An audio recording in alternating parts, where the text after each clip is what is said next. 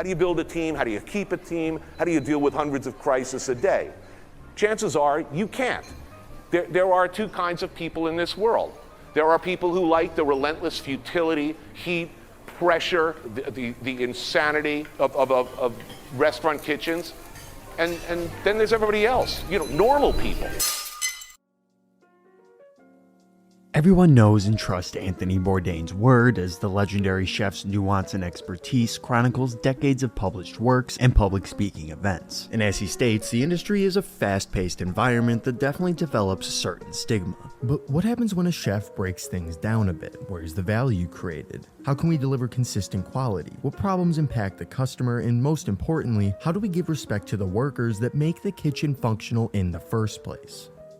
Well, according to former executive chef Rich Vellante, you look at the restaurant and kitchen as a value stream and begin to come to terms with these questions that have plagued the restaurant industry for decades. In this extra episode of the WLEI podcast, we look at a better way to approach the restaurant industry, the lean way, and how LEI's Josh Howell worked with Rich to establish a more supportive, mindful, and profitable way to run a kitchen that doesn't dismiss its essential employees.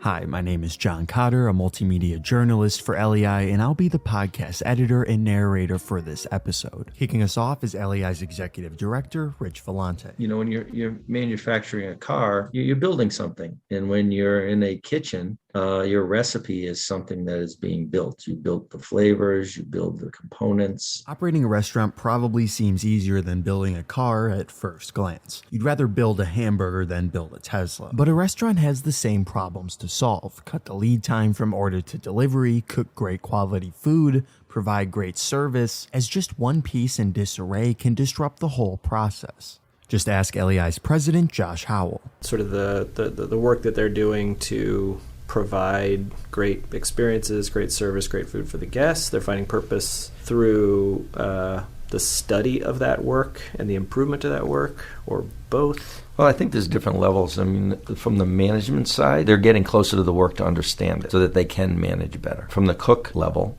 they are beginning to know what they should be doing and shouldn't be doing. Where before, it would be catch a catch can. It would be I'm going to do it this way because I just want to make sure that I don't get overwhelmed. A kitchen is hectic because you have a full dining room. You've got a grill cook who has 12 pieces of salmon, 3 steaks, and shrimp skewers with varying temperatures. You have an expediter who's coordinating these several stations. You have allergy risks to look out for, quality control around the revolving food orders. There's an almost overwhelming amount to keep track of. In the kitchen, it's kind of an aggressive, difficult arena. It's a lot of stress. It's a little bravado. If you can last the night and deal with all the pressure and live to show up again tomorrow, like you're in the club. And that's always been kind of the mentality. And as we started to look at some of the stations and some of the areas where we made the food, when you're in a restaurant and someone places an order, we measure we call them ticket times. It's really the lead time.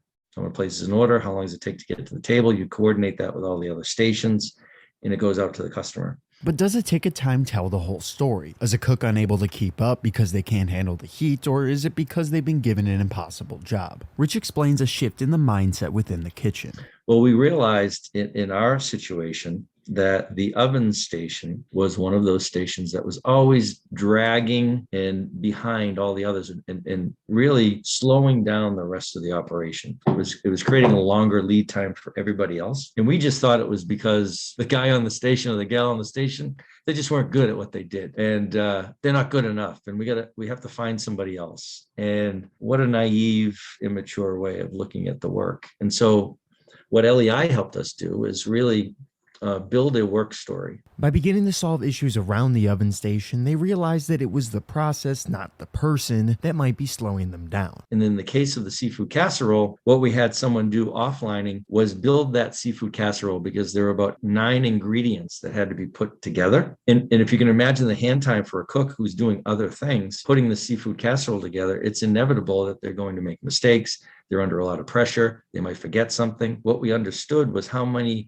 seafood casseroles get ordered at a certain time, and we'd have someone offlining. One of their jobs was to build the seafood casserole already built so that the cook, all they really needed to do was put it in the oven and take it out of the oven. Where previously they had to build this whole thing, and it just took too much time. Now it's just put it in the oven, machine time. I can work on something else. Don't have to worry about it. And so it really helped with lead time in the whole kitchen.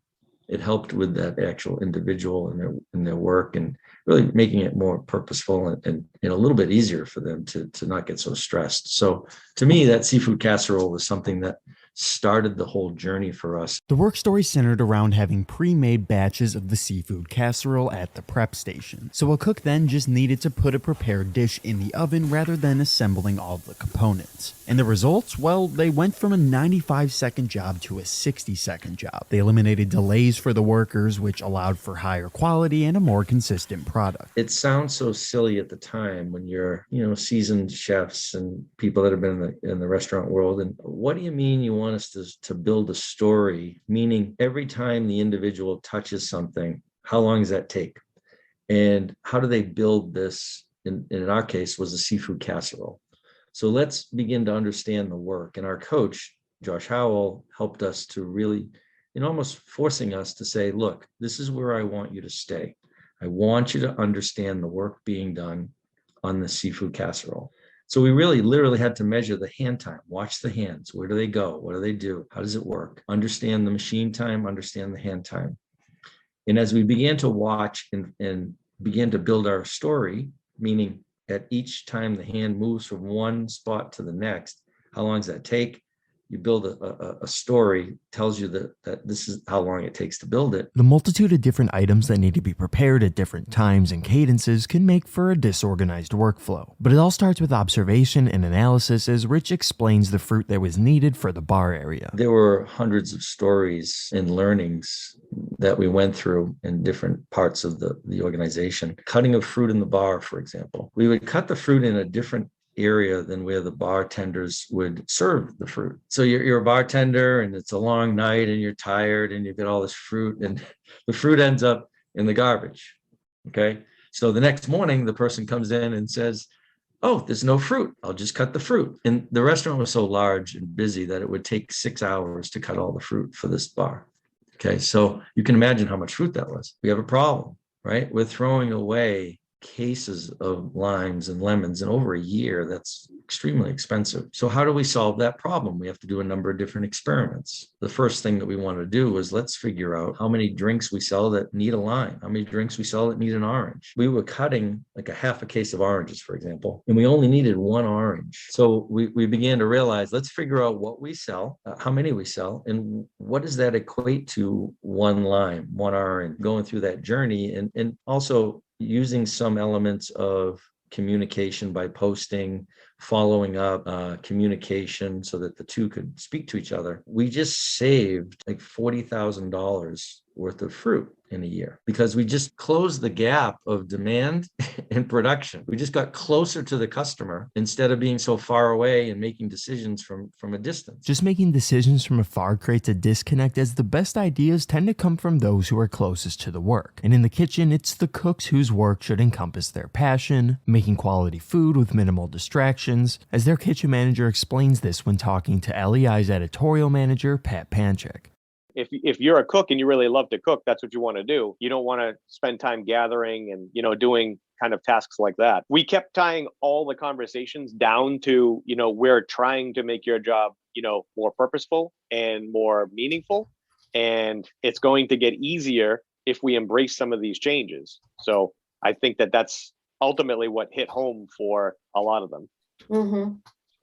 And did any of them start saying, hey, why don't we do this, and having their own ideas? Yeah, I don't know if Matt shared with you, but we had a little Jose story, and little Jose was our prep guy, and he immediately embraced exactly what we were trying to do when we went to this on-demand prep, and having the prep person, and a prep team ultimately drive the setting up of the stations. And we came in one morning and we had been there late the night before and working on a lot of projects and observations and getting things, labeled, organized, whatever the task was. And, there's little Jose with his coffee in the morning time. And Matt and I are standing there, and he came over with a piece of paper. So I was like, what's up, Jose? And he said, he's like, I came up with something last night and I want to share with you. So we were like, yeah, of course. And he's like, every day when I make jasmine rice, I need to go up and down the elevator every time you guys ask me for jasmine rice. So I said, all right, well, what's your plan? And he says, we have this space right here, and I would really love to have the ingredient bin full with rice on my station, so it saves me the amount of time going up and down the elevator, and I have it like right here on my station, so it makes that whole process quicker. And that was like such a cool moment, because it's one thing for, myself to influence the managers and the managers trying to help implement the change. But then we knew that we were getting somewhere when some of the cooks, Jose ultimately being the first one, come to us with something that was so obvious that we hadn't even thought of at that point. And then it kind of like snowballed from there. It was just awesome that, somebody, came up with their own idea and just wanted to do something to like impact the change of the restaurant. We knew that once we had one or two of them thinking that way, that it would move a lot quicker. So that was a really cool moment. More importantly, this is a moment that wouldn't be possible without mindful observation, putting blame on the process instead of the person, and the customer-centric approach that came from collaboration with LEI.